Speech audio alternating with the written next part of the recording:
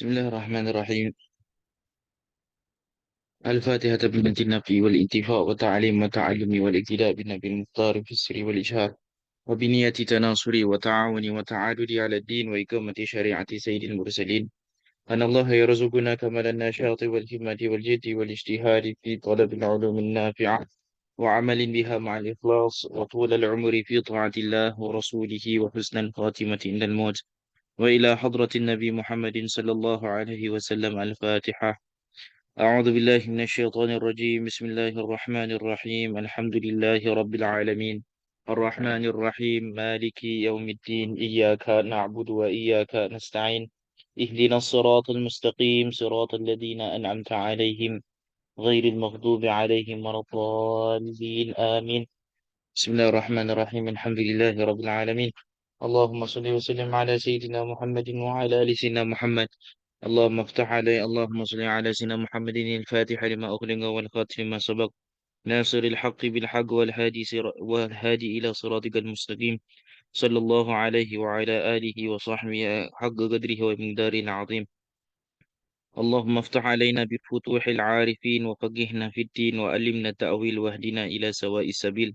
اللهم ارزقنا يا ربي فهم النبيين وحفظ المرسلين وإلهام الملائكة المقربين في عافية برحمتك يا أرحم الراحمين.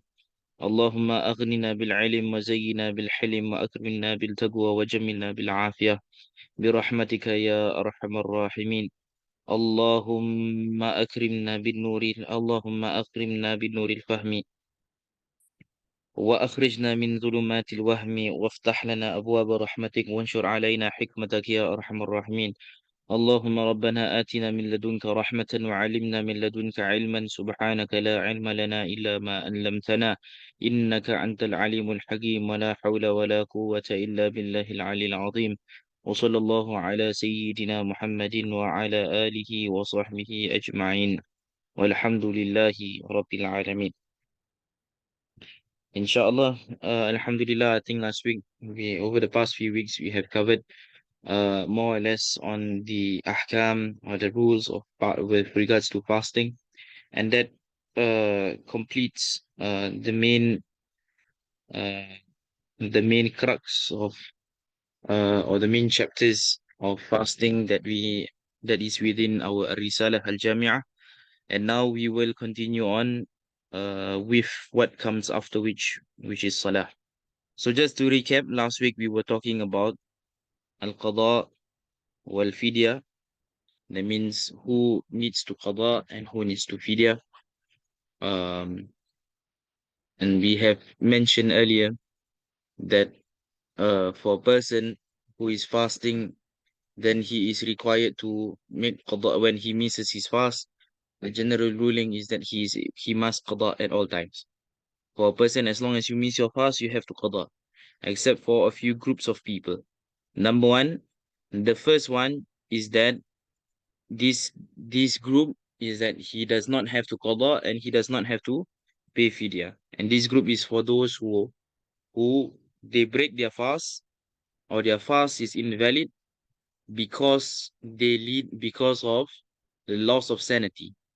So, for example, when a person he's fasting the whole day and then after that he suddenly loses his intellect. He has a loss of intellect. He's unable to control himself, and he goes into a period where is uh he is not able to control himself at all. He's not aware of his faculties, but he is still on the zahir, on the outside. He's still moving. He's still, he has strength and things like that. But on the inside, he's unable to focus to control his faculties, or this is an example of loss of intellect. So people like this, then they are not there's no need for them to qada their fast. There are three other groups who are required, who do not qada their fast, but then they have to pay fidya. So that means instead of they qada their fast, they pay fidya. The first group are those who um The first group are those who are unable to qada their fast due to sickness. That means for the whole year, they are unable to they from the one Ramadan to the next Ramadan, there is no opportunity for them to qada their fast. For example, a person is ill with a certain illness that does not make him that it makes him unable to fast. He is in need of his medication at all times. So, for example, a good example is these are people who have very strong asthma or very severe asthma. They are always in need of they are always in need of their Ventolin.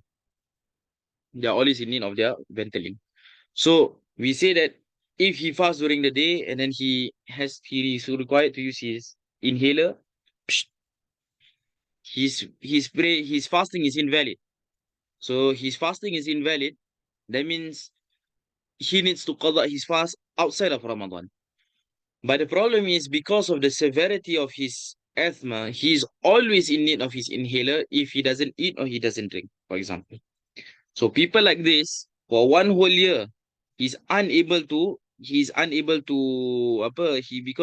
the doctor said, okay, you are always in need of an inhaler, you will definitely need to qada you will definitely not be able to fast.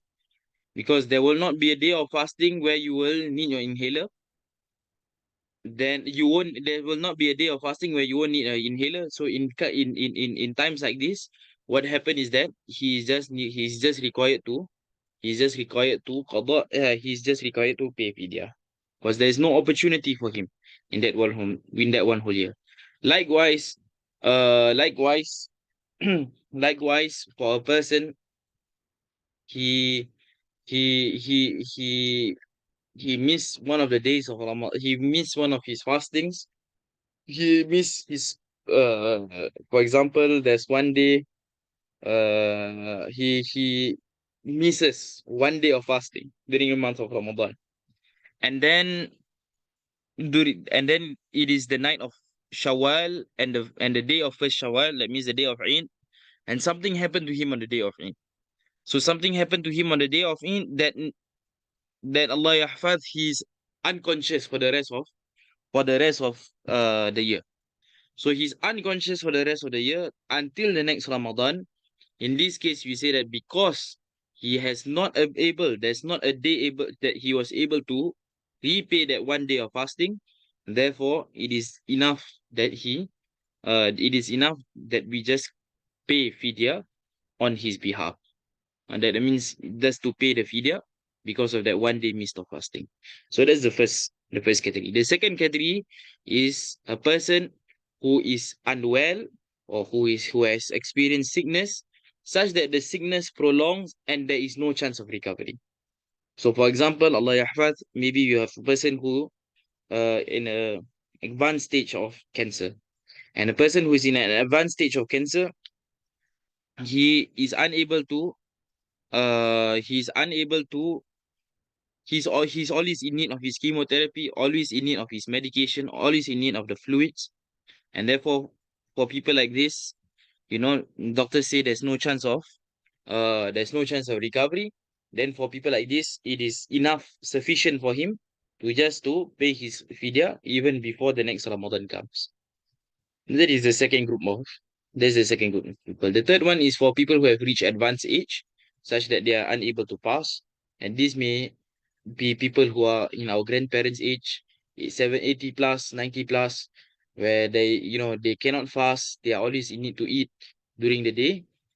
Or, even if they eat bit little by little. For example, my own grandmother, it is really not advisable for her to fast because if not she will sleep, and then if she just sleeps the whole day, and then it sets this this sundowning, and then triggers her dementia, and these kind of things is very bad for her. And then her hormonal levels will also go be haywire, and then she's always in need to eat bit by bit during the day, maybe in by hourly intervals, 2 hours, every 2 hours she'll eat just a biscuit, or she'll eat just half a piece of bread, and she needs that. Then it is understandable for these kind of people. Once they can just pay their fidya, and once they pay their fidya, and that is good enough already. So these are the different groups of people who these are the different groups of people who the three groups of people who, when they fast and they miss their fast, they don't have to qada, but they have to pay fidya. So they are allowed to just pay fidya instead of making qada. So I repeat, the first group is person who is unable, who has did not have the opportunity to a person who missed his fasting during Ramadan, and before the next Ramadan he did not have the opportunity to make up for that fasting. So this is the first group. The second group is people have who are experiencing sickness with no chance of recovery. And then the third one is people who have reached the extreme age. So and finally, we have people who are required to make qada, who are required to qada their fasting. And not only do they need to qada their fasting, they have to pay fidya. So the people who have to qada their fast and also pay fidya at the same time are people who break their fast due to others other than themselves. It means they break their fast to assist others or out of fear of others other than themselves. For example, you have a lady who is pregnant and she breaks her fast because she does not fast because she fears for the baby that's in her womb. So if she fears because of for the safety or for the baby that's in her womb, she feels that she does not won't get enough nutrition, so and so, then in this case, she will have to repay her fast. She will have to qada her fasting outside of the month of Ramadan, and also she have to pay fidya. So the that is that is an example. Another example, for example, you see someone, you see an old man being beaten up in the streets, but you're fasting and you feel that you have to protect him and it's allowed for you to protect him, but you feel that you are unable to do it in the state of fasting, so you drink water or you drink Red Bull, and then you go out, spring into action to try to save the person. So your the reason of you breaking your fast is because of the old man, and because of that, you not only need to qada your fast, but also to pay fidya. And last one, another example, you see a goat drowning. You see a goat drowning, not a fish drowning. Fish can drown. Fish, fish drowning. You see a goat drowning. You see a goat or you see a cat drowning lah. You see a cat drowning at East Coast Park, Pasir Ris Park, Changi East Coast Park. You see fish drowning, a cat drowning. So you go and swim to save the cat's life. By the process of swimming, you accidentally break your fast. In these kind of cases, because you have the reason for you to break the fast, the reason why you broke your fast is not because of yourself, but because of the cat. Therefore, you need to qada your fast outside of the month of Ramadan, and also you have to pay fidya. And one fidya is one mud of rice, which is about 750 grams, around there, 750, 800 grams of rice, which you need to distribute to the needy. Wallahu alam, and that is what we have went through last week. So this week, Alhamdulillah, we have went through the main bulk of fasting, and I will just go through a bit more just to read the text. قال الشيخ المؤلف رضي الله عنه أدام الله النفع به وبكم في الدارين آمين رضي الله عنكم. ومن تمام الصوم كف الجوارح أما يكره الله تعالى من الأعضاء السبعة الآتي ذكرها. ففي الحديث 5 يفطرن الصائم: الكذب والغيبة والنميمة واليمين والكاذبة والنظر بشهوة. ومن تمام الصوم تحري الإفطار على حلال وعدم الاستكثار من الأكل. Among the things which perfect the fast is the refraining of the limbs from the things which God the exalted dislikes. The 7 limbs which needs to be restrained will be discussed later. It has been said in a hadith that 5 things that nullify the act of fasting or the act of the fasting person: lies, backbiting, slander, false oath, and looking with desire. Among the things which perfects the fast are hastening to break the fast with halal food and not eating a great deal. Now, so I think we mentioned last week or 2 weeks ago that there are three. Imam Ghazali said that there are three types of fasting. The first fast is the fast of the commoner, al-awam, which is a person who fasts and he refrains from breaking his fast by doing the things that Allah subhanahu by doing the things which would nullify the fast. For example, you refrain from eating and you refrain from drinking and you refrain from committing intercourse, or you are refraining from you refrain yourself from uh, you refrain yourself from anything that would break the fast. That is the first group of people. But Rasulullah SAW mentioned in hadith, "Kam min sa'imin laysa lahu min siyamihi illa ju' wal atash." But Rasulullah SAW, he mentioned, he says, "Kam min sa'imin." How many people who fasted? "Laysa lahu min siyamihi illa ju' wal atash." That means they don't get anything from their fast. They don't achieve anything from their fast illa ju' wal atash, except for thirst and hunger. That is the only thing except for hunger and thirst. So you fast the whole day, but you don't get rewards from it. There's no rewards that you get except for ju' wal atash. You don't get any rewards from Allah, but all you get is hunger and thirst. Naam. So in this kind of situation, that is why we need to understand that there are things that would nullify the rewards of fasting, and that is Imam Ahmad bin Zain al-Habashi mentions, that is lying, backbiting, slander, false oath, and looking with desire. And we need to guard our 7 limbs. Our 7 limbs, of course, we don't mean limbs as in the limbs in the medical terms, but limbs here, you can talk about the 7 senses. The 7 senses: your sight, your smell, your hearing, your taste, your sight, your mouth, your ears. That's 3. Your hands, your legs. That's 5. Your stomach and your private parts. That are your 7. So your eyes, your sight, your ears, from what you see, your mouth, from what you speak, your hands, from what you do with your hands, your legs, with what you do with your legs, your stomach, from what you eat, and your private parts, from what you do with your private parts. Yani your shahwa.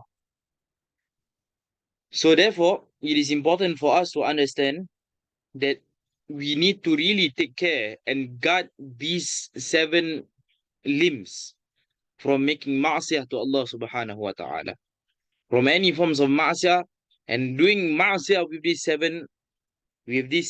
from these 7 limbs, it will result to our fast, the rewards of our fasting being nullified by Allah subhanahu wa ta'ala.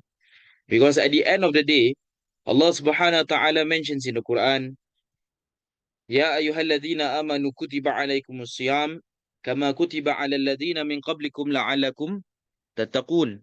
O you who believe, it is ordained upon you fasting, just like how it has been ordained upon those who come before you, so that you may attain God consciousness. Tattakun. So that la'allakum tattakun, so that you become God conscious. So in this God consciousness, Imam Abu Dardir, he mentioned the God consciousness here is ijtinabul amri, is imtithalul awamiri wajtinabul zawamiri. That means it is to perform things which Allah subhanahu wa ta'ala has commanded. And Allah subhanahu wa ta'ala has commanded us to lower our gaze. Allah subhanahu wa ta'ala has commanded us to speak good. Allah subhanahu wa ta'ala has commanded us to do good to our parents. Imtithalul awamiri wajtinabu zawamiri. And to prevent and to refrain from things that Allah subhanahu wa ta'ala has prohibited us from doing. Allah subhanahu wa ta'ala has prohibited us from lying. Allah subhanahu wa ta'ala has prohibited us from backbiting one another. So these are the kind of things which we must and we have to guard ourselves in our spiritual state from doing things which can harm which can harm our fasting and harm ourselves through the seven limbs that we have. So it is important that when we go into fasting, it is important that we be extra cautious in the way who we mingle with, what we eat. Remember, one of the seven limbs including is our stomach. So when we go and break our fast or we have our sahur, we eat our suhoor or we break our fast, it is important we are very careful on what we put into our stomach. Because what you put into your stomach, this is something that will have an effect onto your outwardly, onto your outwardly actions. There are some people when you eat, one of the problems when you eat so much at night, what happens is that you will feel sleepy, you will feel tired.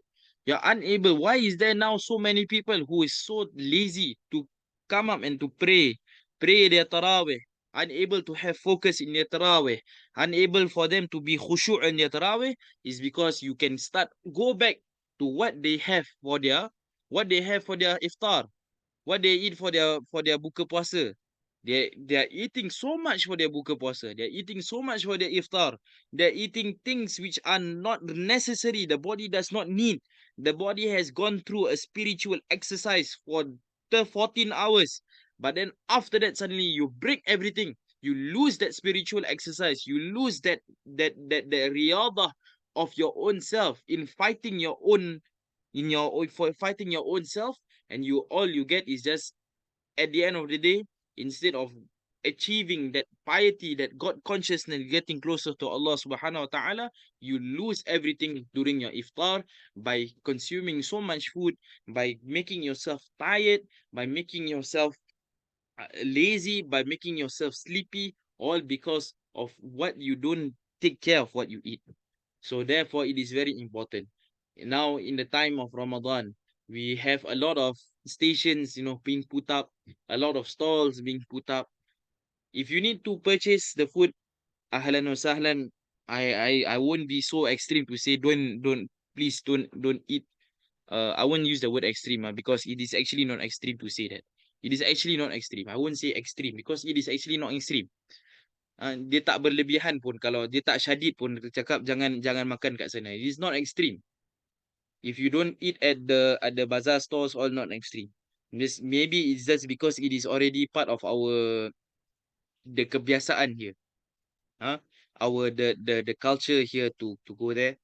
But if you really want to go and frequent, be careful on who you buy your food from. Try to look at who you buy your food from. This person, when you look at the zahir, you look at his outwardly appearance. Of course, we cannot know whether the person is pious or not. We will never know whether a person is pious or not. But Allah subhanahu wa ta'ala has, in many occasions, has instructed us to look and to judge people, then to judge things by its outwardly state, by looking at the outwardly state, because the outwardly state is the first step to look in before we go into the inwardly state of a person. So look at the outwardly state of a person. If this person is wearing shorts, if the person is, he's wearing t-shirt and shorts and he's selling, it is, if he does not take care of his aura, I don't know how he's going to take care of what he sells to feed you, on the things that halal. I also don't know whether he's going to be very focused on the halal, the state of halal, the cleanliness of the food, of what he's going to feed you. Wallahu a'lam. So therefore, it is important. If you want to go there, try to look at who you buy your food from. Who are the people who are selling?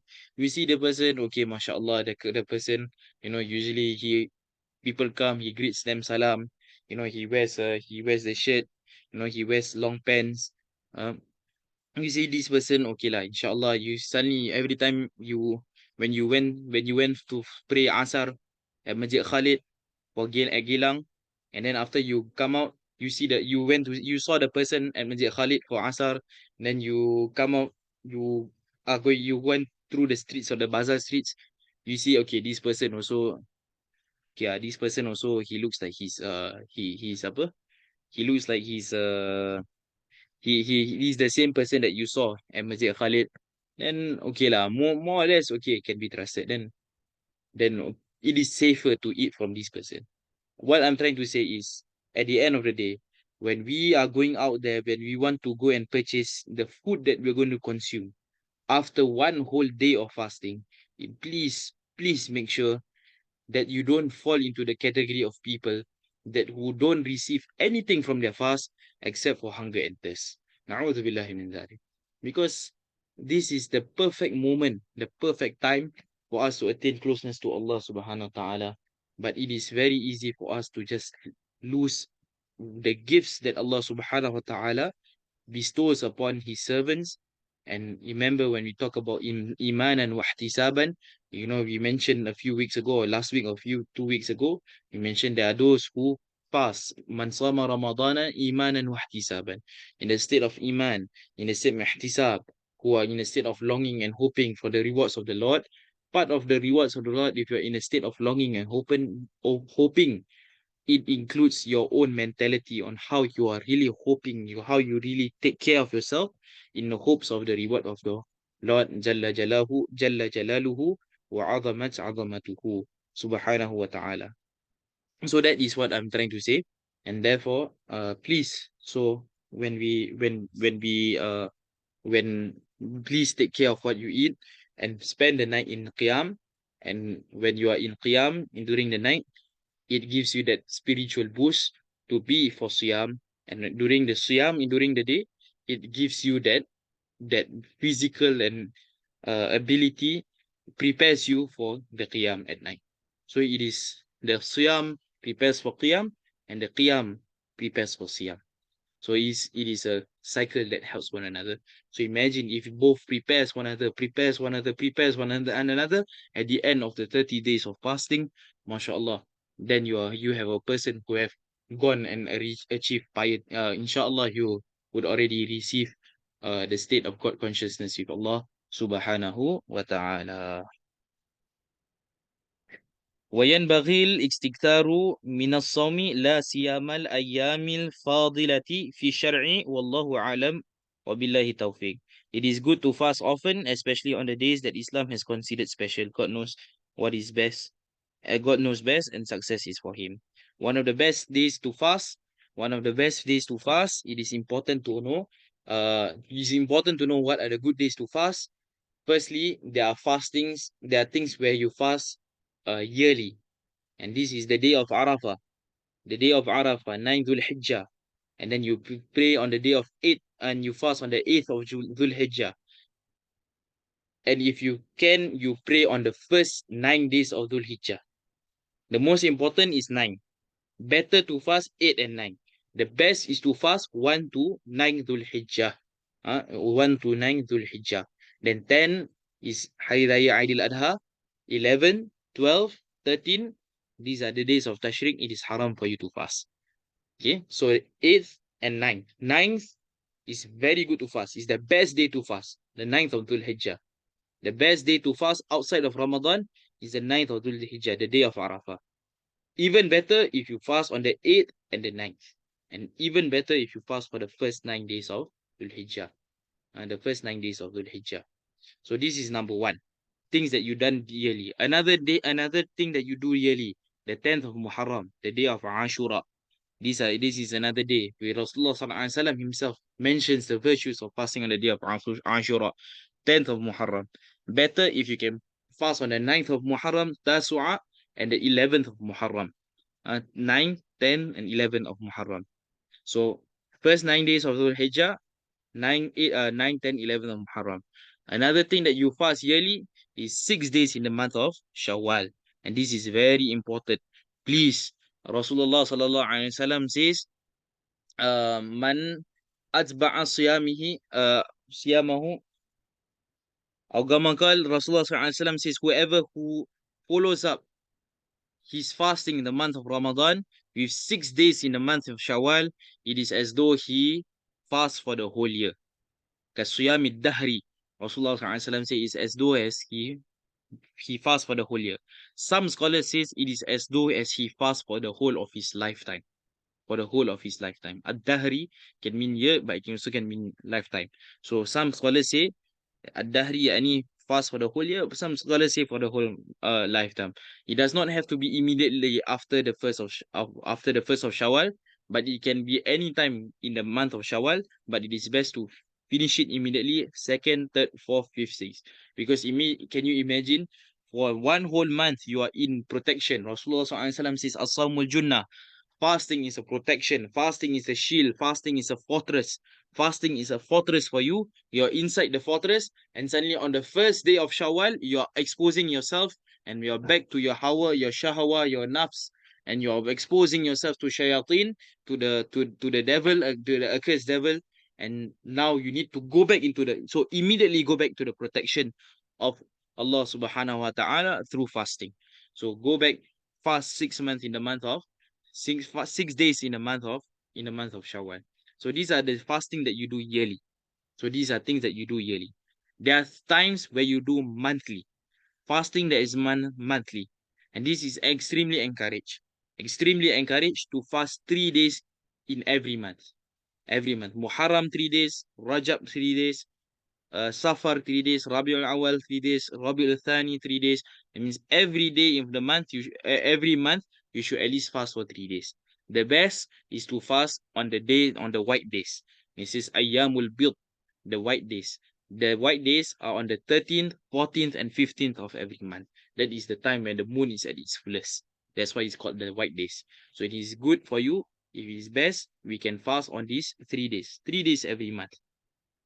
If not, it can be any 3 days of the month, or some people take the first 3 days, some people take the last 3 days of the month, or the best is you can take the strongest opinion is to take 13, 14, 15. At least these 3 days. If you are unable to fast Monday, Thursday, at least fast 3 days of the month. So you fast 3 days of the month. And then there are fastings where you do weekly. So we have yearly, monthly, and now weekly.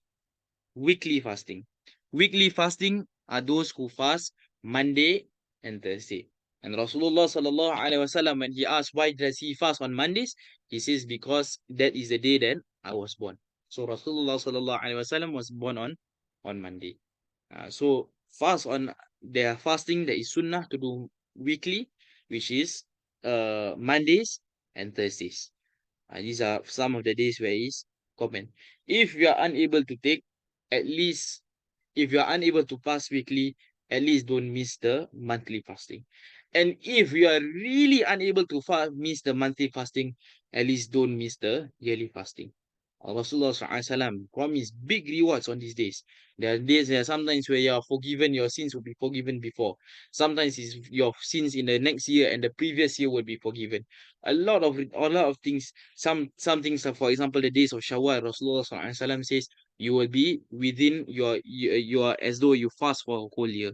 There are a lot of rewards. At least if you are unable to fast for 6 days, if you are unable to fast the monthly fast and the weekly fast, the very least that we can do is to fast the sunnah fasting that is done yearly. These are the sunnah fasting that is done yearly. Wallahu alam, wallahu alam bisawab. That concludes our the topic on fasting. Any questions before we enter zakat?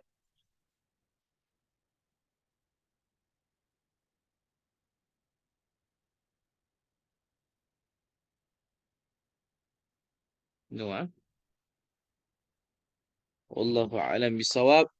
وقال رضي الله عنه الزكاة وأما الزكاة وهي رابع أركان الإسلام فتجب على المسلم معرفة أنواع الأموال الواجبة فيها وهي النعم والنقدان والتجارة والركاز والمعدن والمعشرات وهي الحبوب والثمار فلا زكاة فيما سوى النعم والسائمة.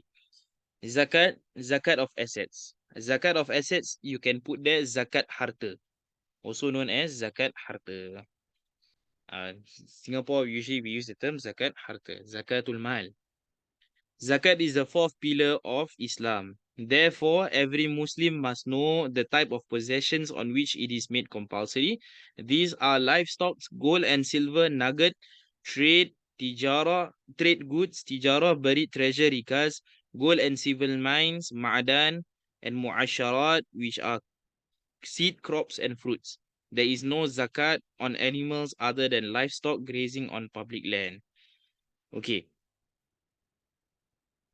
I want to when it comes to this zakatul mal, inshallah after when we resume after Zulqia'dah, because or sometime in the middle of Shawwal when we resume, I will go through the thing again because of time. I think this is not applicable to us unless Abu Bakar, your are you the owner of your company that you work for? No, I'm not. I'm not. Maybe, Okay, okay. yeah, So yeah. so you so you won't have the trade Mm, goods. So inshallah, I okay. think anyone businessman here. Nazir businessman Nazir. So Nazir businessman. Okay. Okay. So yeah, so that is what do you call this? This is the I think I'm going to skip this part because I think it is not applicable for us at the meantime. Inshallah, after this, we will go after Shawwal. We will go through, but I want to focus on what is applicable to us, which is our nisab, and the wealth that we want to talk about. وَيُشْتَرَطُ الْحَوْلُ لَهَا. I think this is the part where we want to talk about.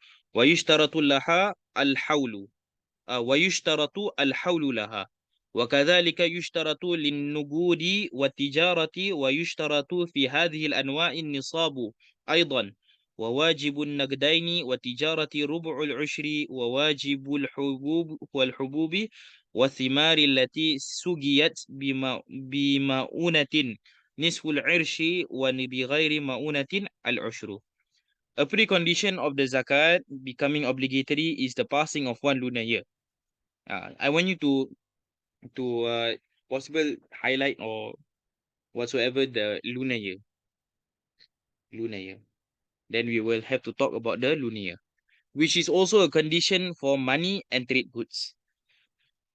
Another condition is that they reach the nisab, the lower limit above which zakat becomes obligatory. For the amount that has to be paid on money and trade goods is 2.5%. On crops and fruit grown by irrigation, the zakat is 5%. If the land is not irrigated, it is 10%.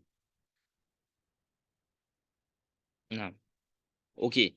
So I will not talk about the irrigation part, but I'm going to focus on hawl, nisab, and money. Okay, hawl, nisab, and money. When we talk about hawl means 1 year. So one whole lunar year. So for example, now, there is a big misconception sometimes. There's a misconception. Sometimes I pay my zakat in the month of Ramadan.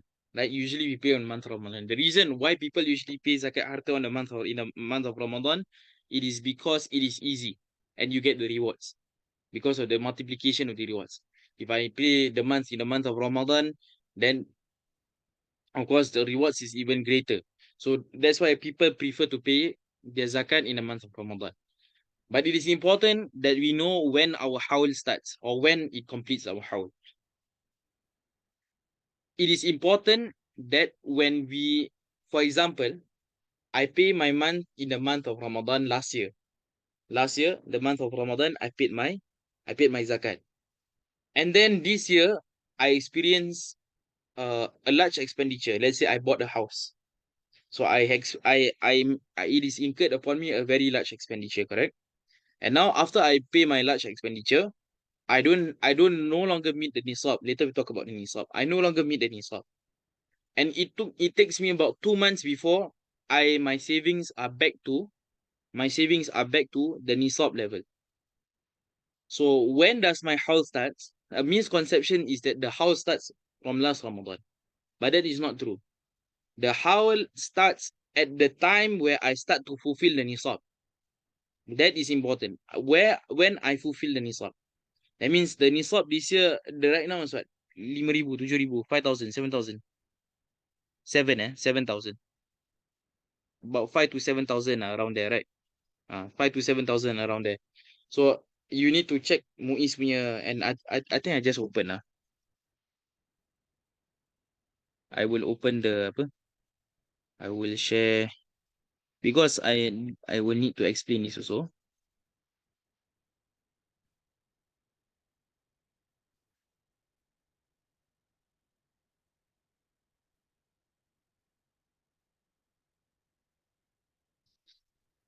Check nisab rates.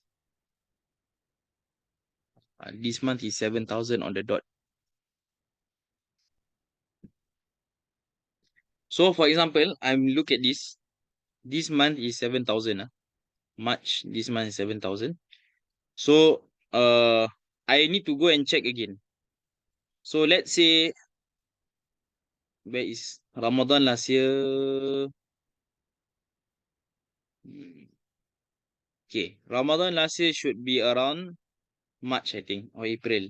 I say April lah. April was Ramadan last year, and then I paid my I paid uh I paid for my housing in July. Let's say in July I paid my housing, and it takes me until September before I reach this $6,861. You can see $6,861.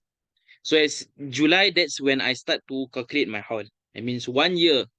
So in in September, around that time, if Ramadan is around April, May is Shawwal, Dhul Qa'dah, Dhul Hijjah, Muharram, Safar. Let's say September is around Safar time. Safar, the next year Safar, then that is if I am still above Nisab, the Nisab levels, all these levels. So you need to monitor. Let's say some people, okay, let's just say I have $8,000. At the time of September, I have $8,000, and I consistently have $8,000 all the way until now. So have I fulfilled Hawl? The answer is not yet, because I need to wait until Safar. But can I pay now? I can. I can pay now. I can pay now. Not pay lah. I can pay. I can pay now. I can pay my zakat now. So I can pay my zakat now, but there are conditions to it. So I will need to explain the conditions. But I hope you can understand how you calculate the 1 year. That means I calculate 1 year. Means I have 8,000 starting from September. Before that, I only have 4,000, for example. July, money finish. Pay house, money, no more money, no more cash. August, 4,000 only, not enough. September, 8,000. So 8,000, and then consistently 8,000 all the way until now, March 2023. So 7,000, I'm still above the nisab. So yes, it is true, I have not reached that 1 year. I have not reached the haul, which is the lunar year. You remember Safar to Safar. But I can pay my zakat now if I want to. But when is my one haul? When will it be wajib that I finish my lunar calendar, my lunar year? Is that I finish is when is at the next year Safar. So the first year Safar last year is in September, and then I need to wait until the next year Safar. Then I have complete the haul, and once I have the full haul, then I can come out and pay my zakat. I mean, that is when it is wajib, sorry, it's obligatory for me to pay my zakat. But can I pay before? Yes, I can pay before. So for example, I can pay now. Now I want to pay my zakat, no problem. So it's important for us to understand what haul is. Second thing, so that's first scenario. Since first scenario, I have 8,000. What happens in the second scenario is that I have 7,400. September, Safar, I have 7,400. 7,400 all the way until I am above the nisab until April and May. April and May, I don't meet the nisab, the haul value. In this case, on April and May, because I don't meet the haul value, my haul starts here in April, May, June. Oh, this is ni apa ni? Oh, this is 2021. Oh, sorry. Okay. September, October. Okay, so from September here all the way to September here. Okay. So I pay my zakat. Or September here all the way to maybe it's already no longer at that September, maybe it's in October. Safar to Safar. Now let's say, but if I start from this September, and then once again I'm talking about I need to pay in October. What's this? August, for example, August, right? One haul. Because Safar to Safar, let's say it goes 1 month back, so I need to pay in August. But the problem is I have 7,400. So if I have 7,400, I start in September, 7,400. Over here, I didn't meet the nisab. So that means my haul starts here when I fulfill it again. When I go above. Now my nisab starts again. Then I need to calculate. If this is May, June, if it's June, maybe I need to end May or early June. So when that is. Can understand? So that is how I do my haul. Can you pay your zakat before your haul? The answer is can. But there are certain conditions to it. Number one. Number one is that by the time after you pay your zakat, for example, I have 8,000. 8,000. That means I need to pay 2.5%. So 8,000, if I want to pay 2.5%, I need to pay 800 divided by 4. 800 divided by 4, that is 200. Right? 2.5 divided by 100 times 8,000. 200 lah. Correct, 200. So 200. Rubu'ul ushur. So you can take 1/4 and then 1/10, or you can take 1/10 then 1/4 of that. So that's $200. So I need to pay $200. So I decide to pay $200. I pay $200 of my 8,000. So I pay before. I pay in Ramadan. Instead of paying Safar, I pay in Ramadan. Is it okay? It is okay. Not a problem. The conditions, there are a few conditions, but just to keep it, the most important two conditions is that at the time of your haul, that means when you reach your haul, there are two things. Number one, you are still a person who is required to pay zakat. You are still a person who is required to pay zakat, and the zakat, it is, and that money is still basically your zakat money lah. You know, if you are still required to pay zakat, it means you still meet nisab. That means before the next safar, right? From safar to safar, let's say we are from safar to safar, before the next safar, there is no more that sudden dip that I suddenly go below the nisab value, or sudden spike in the nisab value that suddenly the nisab value is above 8,000. Can you understand that? Anyone confused? Can? So that means I'm still at the end of my haul, I am still a person who needs to pay zakat. Then my zakat is sah. Right? Because I'm paying Ramadan. Nazir. If for example I pay 200 already during Ramadan. Yeah. Sekali, for example, the nisab is 7.4 lah. Sekali like cun, I pay 200, sekali lesser than the nisab. Lesser than your nisab. Yeah, then I don't want okay. to. So in this case, if you suddenly fall below the nisab value, then that zakat is no longer considered zakat. That zakat is no longer considered zakat. So that's usually not a problem for us, because that means we just didn't finish the haul, and then we need to recalculate the haul. You understand? We need to recalculate the haul. But the problem now is that at the end of your haul, the person you give zakat to, he must still be a person who is within the 8 asnaf. This is the thing. So it is important that we need to be careful here. For example, there are some people who are zakat recipients who are in need of zakat only for maybe 3 months only. That he is in need of zakat. Maybe he got retrenched and he's in a dire state. And then suddenly, after that 3 months, suddenly he can get a job. Right? He said, I just need 3 months only. And my job starts after the 3 months. After that I can feed my family already. So in that 3 months, he is in need of zakat. So if you are going to pay your zakat and you know your haul is after that 3 months, and you know that after that 3 months he will no longer be a person who is a recipient or who is within the 8 asnaf, who that means who can receive zakat, I cannot pay zakat to him. I cannot give my zakat to him. So this is something we need to be careful about. So usually when we give zakat, if you are giving yourself, like if you give to Muiz, then that is a different story. But if you're going to give zakat, if you're going to give yourself, you're going to distribute zakat.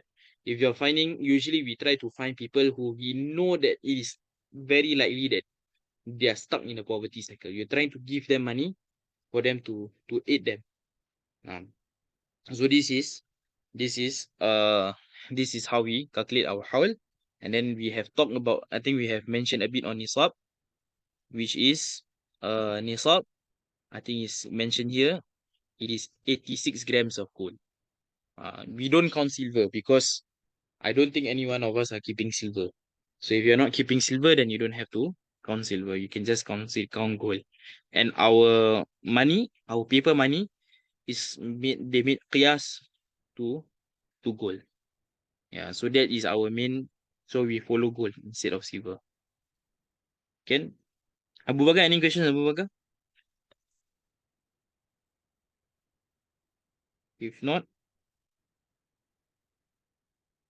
if no questions, yeah. What did I write? I wrote something down.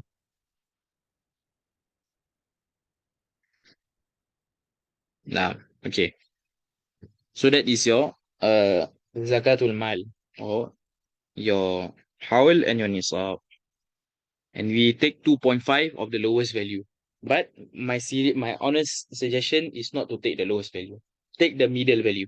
If you can take the highest value.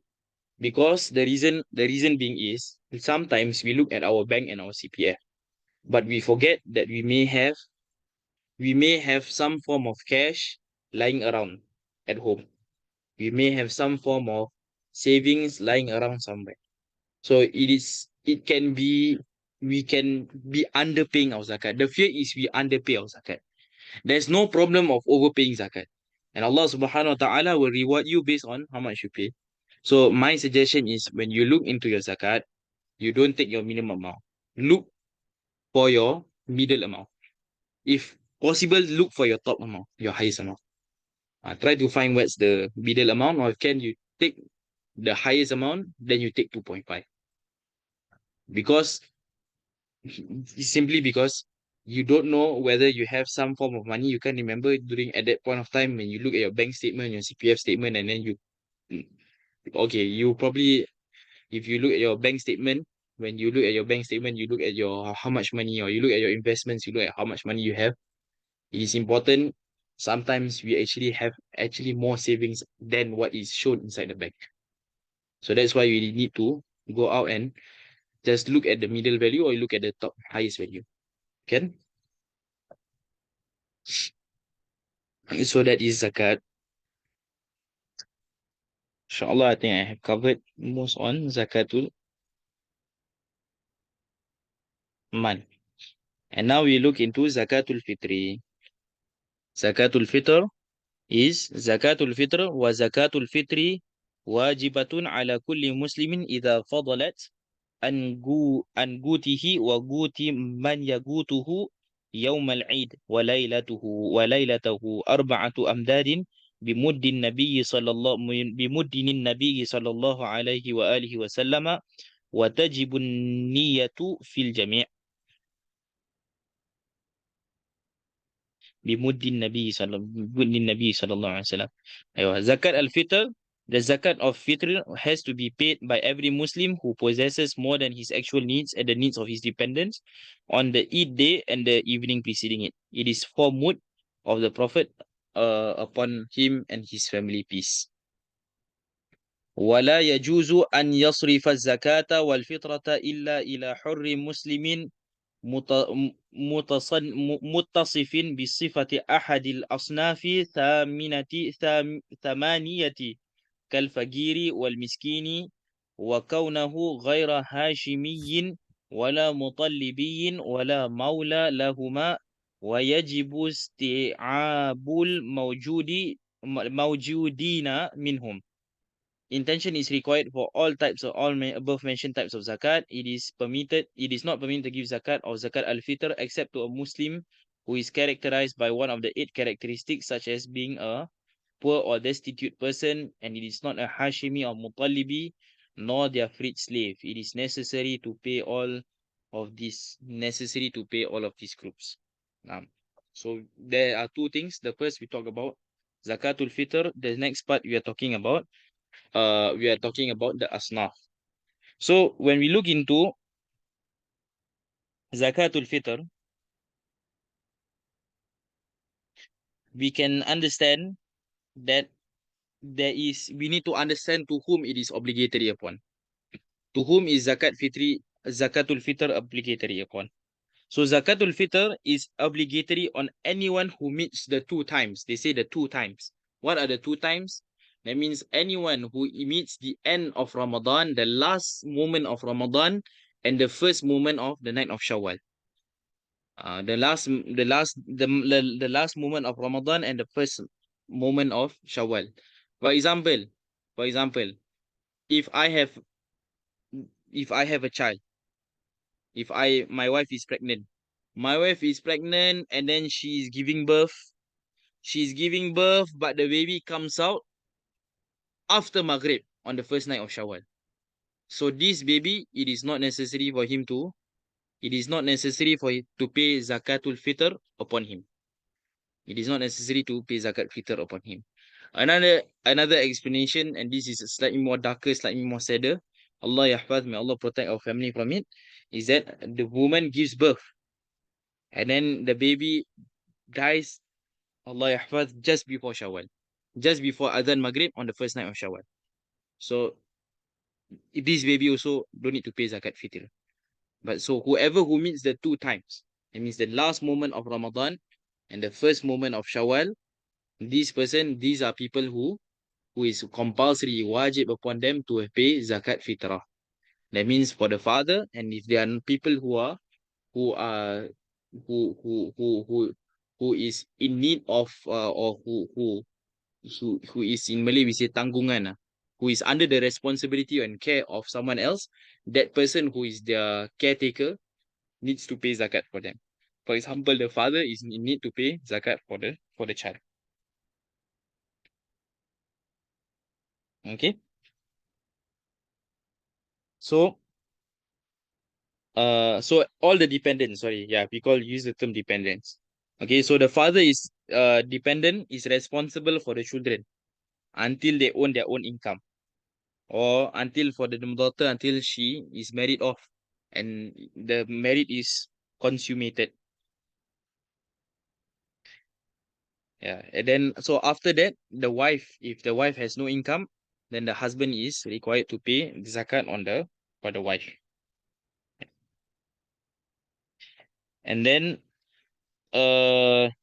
when you give zakat, if you are going to pay zakat fitrah, the next condition is that you need to see whether you have enough money to provide for your family on the day of Eid and on its night, which alhamdulillah, I think most of us, we are able to provide for ourselves and our family on the day of Eid and the night. Right? Alhamdulillah, we can provide our family with food and we can provide for family clothes. So it's good enough. So there is not, if you have anything extra, then that means you have to pay zakat fitrah, zakat al-fitrah. So for example, now I have give you an example of what happens if I only have enough money to give zakat fitrah for one person only. That mean, oh, for three people. Let's say I'm in a family of five. I only have enough money to give three people. Or let's say, okay, let's say it's a family of seven. That means five, husband, wife, three children, two parents, seven. So what you should do is, first thing first, you pay for yourself first. I pay for myself first. So I pay for myself. I have my parents, elderly, aged parents who are under my care. I pay for myself first. After I pay for myself, then I pay for my wife. So I can pay for my wife. So myself, my wife. So that's two. I can only afford three. So the next one I pay is I should pay for one of my children. Doesn't matter which one, one of, as long as they are under our care, you just pay for one of them. Then the rest you cannot afford, then you cannot afford. And that means you have only have enough for the day of Eid and the day after. Then that is a different story already. So then you pay for yourself, for your husband, your wife, for the wife, and then your children. Are there people who are like this? Yes, there are people like this. I think we have heard before stories of how people on the day of Eid, they are asking people for money because they are unable to pay their electricity bills, for example. Allah yahfad. And we ask Allah to grant it to the ummah of Rasulullah sallallahu alaihi wasallam. That Allah subhanahu wa ta'ala uh give support, and Allah subhanahu wa ta'ala we lift us from any calamities and from any forms of difficulties with the blessings and the barakah of Rasulullah sallallahu alaihi wasallam. So people like this, they are struggling to make their ends meet. These kind of people, they are not obligatory for them to pay zakatul fitr because they are unable. They still need to pay. I still have my phone bills. I still have my house bills to pay. I still have my electricity bills to pay. And then I need to think on the day of Eid, I need to give money. I need to give food for my family. These kind of people, then it is not obligatory for them to pay zakatul fitr. Uh, these are the type. But most of us, we qualify under the type of people who need to pay zakatul fitr. Alhamdulillah. Okay. And zakatul fitr, it is obligatory to pay it. It is obligatory after the sunset of the last day of Ramadan. That means on the night of Eid already. Now, Afwan, apa if do I have to inform my family, my members if I want to pay for them? Macam you niat is it ni? okay. Okay. So if it is people who are your dependents, for example, your daughter, for example, your daughter memang tak boleh pay for herself. And she is not a person who is already expected to pay for herself. In this case, you can just pay for her. Or you have a wife who does not work, but in this case, you have a wife, so she has to pay. In this case, she pays. But if let's say you pay for your wife and she is a person who is able to pay, in this case, you have to tell her, and she gives you the wakil. I mean, she gives you the permission to pay first. And likewise, if you have children who have reached the age of puberty, because by right, they can already work for themselves. So you just tell them, daddy is going to pay for you. Abi is paying for you. Uh, okay, is that okay or not? Can I pay for you? They say, can you ask me whether you want to pay for yourself or I pay for you? Say, okay, I pay for you. Daddy can pay for me. Say, okay, can, no problem. These kind of things. Yes. There are also those who, for example, I also know of people who are paying for their brothers who are castrated. Castrated. Incarcerated. Sorry, bukan castrated. Incarcerated. Castrated different meaning. Incarcerated, that means inside the prison. Incarcerated. Same thing. If you have, if you have brother, they are paying for their brothers who are incarcerated. You still need to go to when you visit your brother in prison, let him know. No, abang will be paying for you, your zakat fitrah. He said, okay. And the person say, please, can you help me pay my zakat fitrah? And can already. Can? Alright, okay. So where was it? So it is important that I think we have mentioned when is it wajib to pay is wajib to pay on the day of Eid. But can you pay before? You can pay before.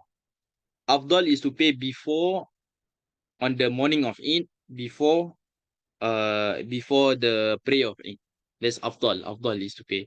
But my suggestion in Singapore is because it can be difficult. Singapore also our Eid prayers also start quite early. So don't on the behalf of all the amil working in the mosque in Singapore, people like Ustaz Nazir, please don't jam his office on the day on the day of Eid. Go and pay before. That's okay. You miss the fadilah, but at the same time, at least you are in a peace of mind. You're going on your day on your apa your Eid prayers with a peace of mind. How should the payment be made and to whom? How should the payment be made and to whom?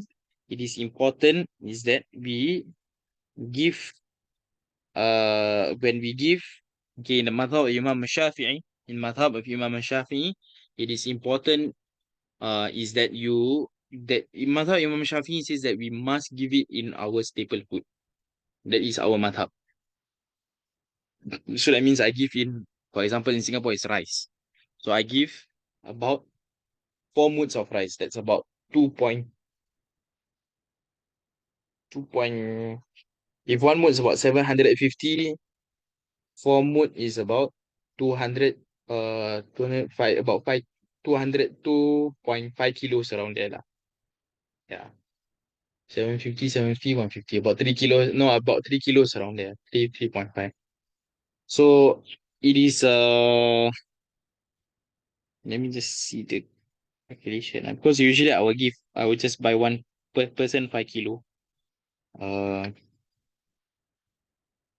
I will get back to you on the thing, but it's about 3.2 point something or 3 point something kilos. Yeah. Okay. So you give for each person about that, and then you can give a person. And when you need to make the intention. You have to make the intention that this I am giving out, this money or this food that I'm giving out, it is for zakatul fitr. It is enough for you to make the intention when on the food that you're giving out. Okay, don't have to tell the person. You don't have to tell, excuse me, Pakcik, this is zakat for you. Some of them they will be a bit embarrassed. You make them feel embarrassed. So it is better sometimes not to tell. But when you give or when you already buy, you portion the money, the food, you need to make the intention that this is already zakatul fitr. Is it okay to pay in not in the staple food? The answer is if you take the madhab of Imam Abu Hanifa, the Hanafi. If you take a madhab Imam Hanafi, you can pay in cash. But the problem is that when you pay in cash, this is something which is not shared, that you should always take the top grade based on your ability. Top grade. Ahsan Sheikh. So the price of the top grade, that is what you should be paying. The madhab of Imam Abu Hanifa. In our madhab, is that it should be your grade, tawasud, your grade around the grade that you take. Should not be the lowest. You should not be. Doesn't have to be the highest, but it should not be the lowest. It should be the grade that you take. So if you eat pony rice, maybe you just give slightly higher. But our teachers always say, if possible, if you are able to afford it, take the highest. Uh, this one of the things that I learned from my teacher, Sheikh Mahmoud Al Khatib, Sheikh Mahmoud, when he will he will always give more. Yani, he will insist for people who can afford, he will always insist, because we say per person is about 2.8 kg or 3 kg, right? Around there. Or about, maybe just take it as 3.5 kg, let's say 3.5 kg per person. So people turn to 3.5, I got 5 people, 3.5 times 5. But Sheikh Mahmoud will insist, if he sees and you're a person who can, he say 1 pack of 5 kg is per person. 1 pack. And he will always say take the highest grade. This is Sheikh Mahmud's standing. It's like, if you want to pay zakat through me, if you want me to help you pay your zakat, you follow what I say. Yeah. So there was this person and his friend Ami Murad. Say, Mud, you are a person, you only make us bankrupt, only you make us bankrupt. But no, he's not making us bankrupt. You see, mashallah. No, if you have yaqeen that Allah subhanahu wa ta'ala will reward. Everything Allah subhanahu wa ta'ala will repay. Whoever who is willing to loan, Allah used the word loan. Who to loan Allah will give him more than what he has loaned. You will find that Allah is Ash-Shakur. Allah is the most uh, to show gratitude, most thankful out of all of his servants. I mean, against his servants, he's definitely most thankful. Shakirun. Nah. So that is on Zakatul Fitr. So Zakatul Fitr, and then who are the eight asnaf? Who are the eight asnaf? This is something which then I think the next part of the book talks about the asnaf.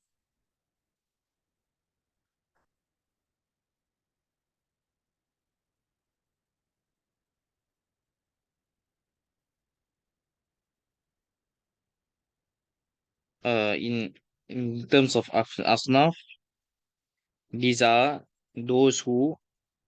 I think I have. Let me just check whether I have any. Okay, correct. So the eight asnaf, the first group of asnaf is the faqir.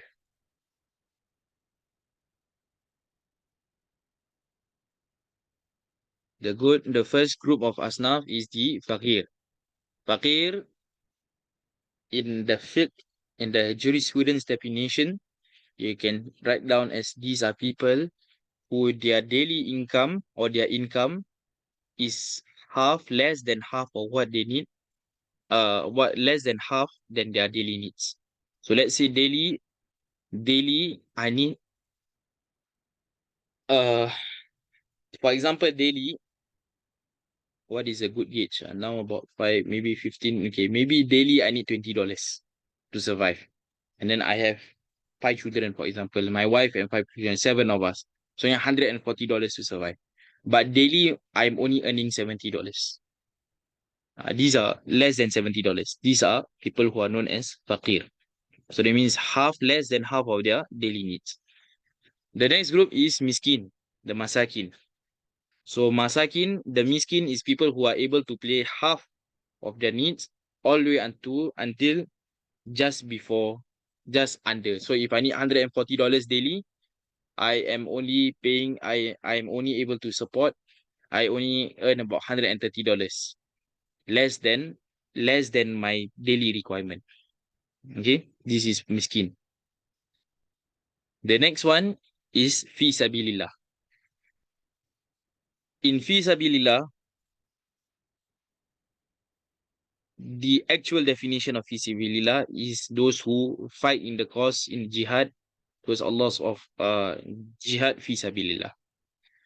But there are other opinions of fi sabilillah that people of that the fatwa, even I think in Muiz they follow, which is it includes, for religious programs, da'wah, mosque leadership and management, education. These are all fi sabilillah. In these cases, um, if you want to follow, it's your problem. I'll just put it that way. To follow is your problem. But I want to put this across. If you are people who lead organizations and you take zakat money to run your programs, because Muiz says that they can use, yeah, under this category of fi sabilillah. I just want to appeal to you to try to consider whether what you're doing here when you're taking this money for your programs, is it more necessary than the food that these people who are faqir and miskin who are more in need, in these individual needs. So I'm just gonna put it there lah. Don't go further in this. Okay, so faqir, miskin, fi sabilillah. The next one is gharimin. So gharimin here are people who gharimin are people who are stuck, who are in who needs to free themselves. Sorry. Gharimin are people who have a lot of debt, sorry. Who are in debt and who are in need to pay off their debt. And it's important, that means gharimin are people who are extremely burdened by their debt. Means betul-betul tak boleh. There are some people who, because they did startup venture, or they try to earn money for themselves, they took a debt. They took a loan. And then now they want to pay for their debt. It is difficult for them to pay for their debt because of the situation, the economic situation or something like that. And now they are extremely burdened by their debt. It is not, don't, not, if you are able to finance our debt, we are still able to pay our debt, and we are able to finance our debt, that is okay. We are not under gharimin. We can be, alamak, I also have HDB debt. I also borrow money from HDB. But that means, but I still can pay on every month. I'm not within gharimin. But gharimin are people who are really struggling their debt, their loan, and they are unable to pay their loan. So we can give them money to assist them to pay their loan. That is gharimin. Okay? So this is gharimin. This is the fourth one. The fifth one is riqab. Riqab, traditionally, it is people who are slaves who wants to free themselves, who wants to buy their freedom. But in Singapore, they say that riqab is people who need assistance to pursue their education, because they want to free themselves from the slavery of ignorance. If you want to follow that, that is your pasal lah. This up to you want to follow that. So some people, they say I pay money to give money to people studying in universities and things like that. Wallahu a'lam bisawab. You want to follow that, that is up to you lah. But the traditional meaning is that now we can't find riqab anymore.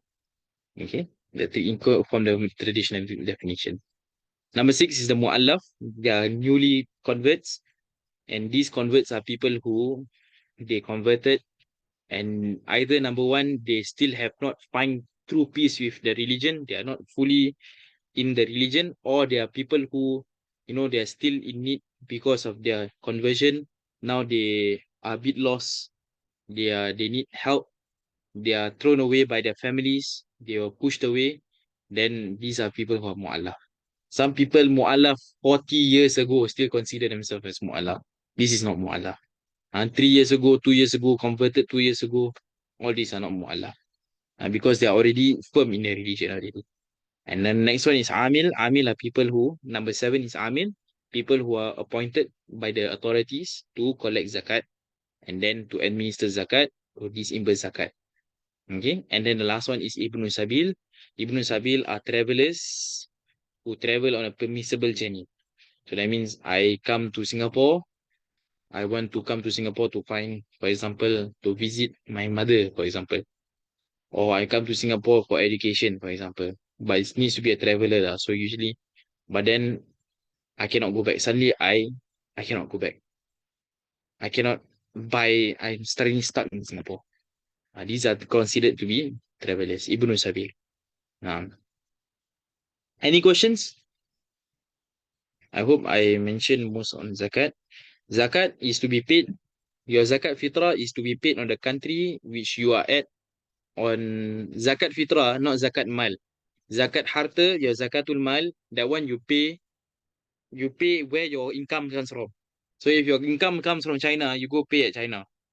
Or as in where you make lah, where you make your income. So your company in Singapore, income from China is still made in Singapore lah. But if let's say your company is you have a you have a business in China, then you pay your zakat harta. You have to go and make sure that your business in China, your zakatul mal that's in China also be paid in China. But zakatul fitr is you pay your zakat where you are. If you are in Germany on that time, you pay your zakat in Germany, where you are at in Germany. But most of us, inshallah, will be in Singapore.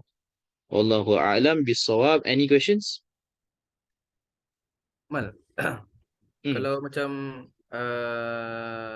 we want to do ourselves the zakat Hmm. to disburse zakat kan, Yeah. then Hmm. we just give fakir miskin aja lah. Then macam mana, how? Yeah. You can give fakir miskin. There are opinions that you have to give. There are different opinions, but there is also opinions within the madhab within Madhab Imam Shafi that he say that you can, it's enough. You want to give one person also can. So The that's whole good enough. zakat. So for example, The whole 200, zakat. 200 lah. For example 200, lah. 200 give them. Oh, okay. Yeah, because and some people say it is even better. Because for example, if you have a family of eight, I have eight children, for example, not a family of I have eight children. You sometimes you can come to the mosque, you can some maybe talk to macam you talk to Ustaz Ismail, he knows some context, family of eight, you have eight children, you want to feed. Your 500 not enough. Some people now $200 market for 1 week also not enough. $200. Go market finish.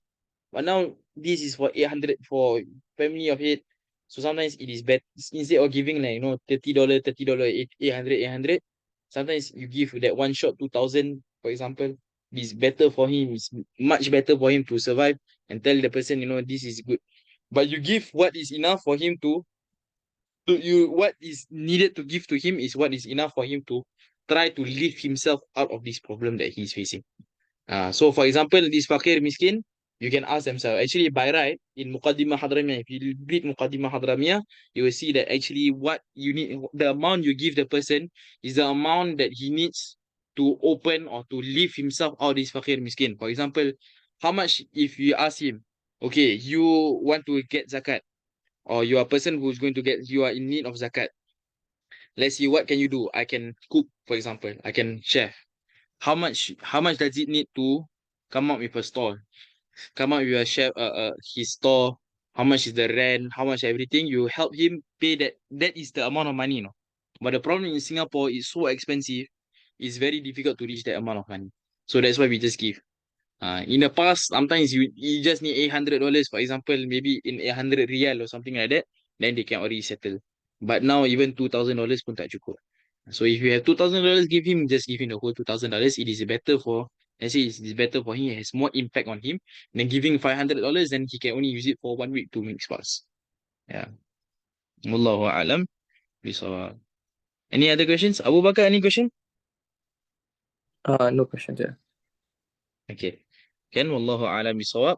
Yeah, so that's a good question. Do we need to give to all eight? If you are an individual don't have to give all eight. An individual doesn't have to give to an all. They can give to as much to one person if needs, or if not, their opinions say three people, but you can just give to one person. You can just take their opinion. Wallahu a'lam bisawab. Uh, I think this is uh I would like to take this opportunity to wish all of us, to wish all of you a Shahrul Mubarak, and I would like to take this opportunity to also seek forgiveness for any wrong that I have done, maybe in terms of my speech or in terms of my actions that may have hurt you, or uh that have uh that have caused you anger or grief. And I would like to apologize sincerely from the bottom of my heart. And I would like to ask all of you to make dua for me, and inshallah may we be able to go through the month of Ramadan with ease. And may Allah subhanahu wa ta'ala give us strength and taqwa, and give us the tawfiq, hidayah, and the means for us to go through Ramadan and fulfill and to achieve Ramadan. And at the end of the day, that what we attain from Ramadan is called consciousness, at-taqwa. And may Allah subhanahu wa ta'ala give us the assistance to spend the nights in Ramadan in prayer, and the day of Ramadan in qiyam, in siyam, and nights in qiyam. And may Allah subhanahu wa ta'ala give us may Allah subhanahu wa ta'ala give us the strength in order to guard our senses, and to guard ourselves from things that distract us other than Allah subhanahu wa ta'ala. اللهم اللهم يا من وفق أهل الخير للخير وأعان لهم عليه، وفقنا اللهم للخير وأعنا عليه. وصلى الله على سيدنا محمد وعلى آله وصحبه وسلم. والحمد لله رب العالمين. الشهر المبارك. And also I take this opportunity a bit earlier also, inshallah, just not in Ramadan, maybe in Hari Raya also, to wish you all Selamat Hari Raya. And inshallah we will resume.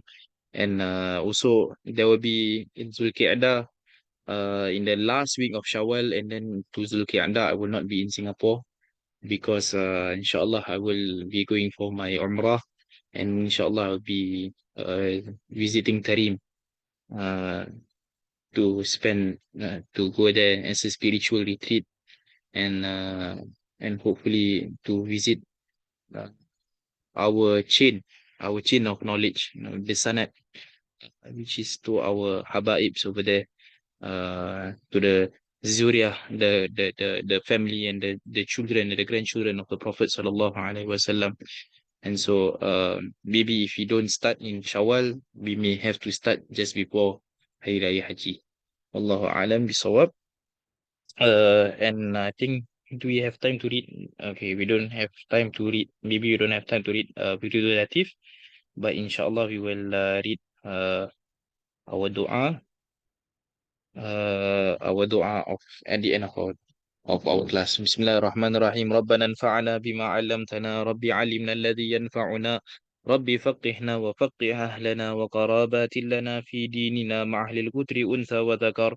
ربي وفقنا ووفقهم لما ترتدي قولا وفعلا كرما، وارزق الكل حلالا دائما، وأقل الأدقياء علما، نرضى بالخير ونكفى كل شر. ربنا أصلح لنا كل شؤون، وأقر بالرضا منك العيون، واقض عنا ربنا كل الديون قبل أن تأتينا الرسل المنون.